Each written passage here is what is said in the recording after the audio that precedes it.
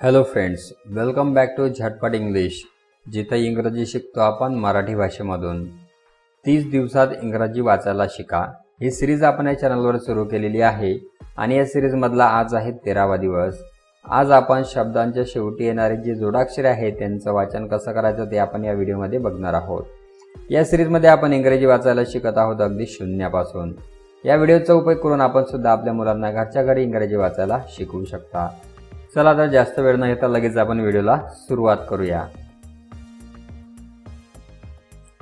आज आपण काय शिकणार आहोत ते थोडक्यात बघूयात. एंडिंग ब्लेंड्स म्हणजे काय? ND, NT, MP, NK, ST यांचा उच्चार कसा करायचा? सेंटेन्स रीडिंग प्रॅक्टिस आपण करणार आहोत. सुरुवातीला आपण एंडिंग ब्लेंड्स म्हणजे काय ते पाहूयात. जेव्हा शब्दाचा शेवट दोन व्यंजनांनी होतो तेव्हा त्या दोन्ही अक्षरांचे आवाज जोडून काढावे लागतात. यालाच एंडिंग ब्लेंड्स म्हणतात. हा शेवटचा आवाज अर्धा आणि झटपट अर्थात क्विक आला पाहिजे. फॉर एक्झाम्पल, N आणि D यांचं साऊंड. एक वर्ड आहे हँड. यामध्ये आपण N आणि D चा कसा साऊंड करतो त्याप्रमाणे N आणि D चा साऊंड आपल्याला करायचा आहे. हँड, इंड अशा प्रकारचा त्याचा साऊंड होतो. हँड. यानंतर आता ND आणि NT यांचा सराव आपण करणार आहोत. ND या शब्दाचा साऊंड आपण बघणार आहोत खालील शब्दांच्या माध्यमातून. Hand, hand, sand, sand, pond, pond.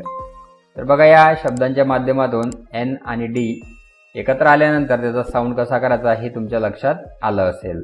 मराठीमध्ये याचा उच्चार करायला थोडासा आपल्याला अवघड वाटतो, परंतु जेव्हा आपण एखाद्या वर्डमध्ये तो यूज केलेला असेल तेव्हा त्याचा साऊंड हा आपण लगेच करू शकतो. जसं बघा, हँडमध्ये आपण लगेच हँड म्हणतो, परंतु यामध्ये आपण N आणि D चा जर वेगळा साऊंड म्हटला तर तो आपल्याला उच्चारायला थोडासा हार्ड वाटतो. यानंतर आहे N आणि T यांचा आवाज. शब्द आपण बघूयात. Tent, tent, went, went, plant, plant. तर यामध्ये N आणि T चा साऊंड दिलेला आहे, त्याप्रमाणे आपल्याला करायचा आहे. टेंट, असा त्याचा साऊंड होतो. यानंतर आहे MP आणि NK चा साऊंड. MP चा साऊंड असा होतो. वर्ड्स आपण बघूयात.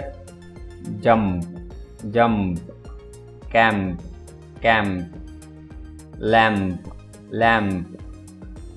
आणि NK चा साऊंड अंक असा होतो. वर्ड्स आपण बघूयात. Pink, pink, bank, bank, drink, drink. यानंतर S आणि T चा साऊंड स्ट होतो. काही वर्ड्स आपण बघूयात. Fast, fast, last, last, best, best, just, just. यानंतर आता आपण सेंटेन्स रीडिंग करणार आहोत. The lamp is pink. The lamp is pink. Jump in the sand. Jump in the sand.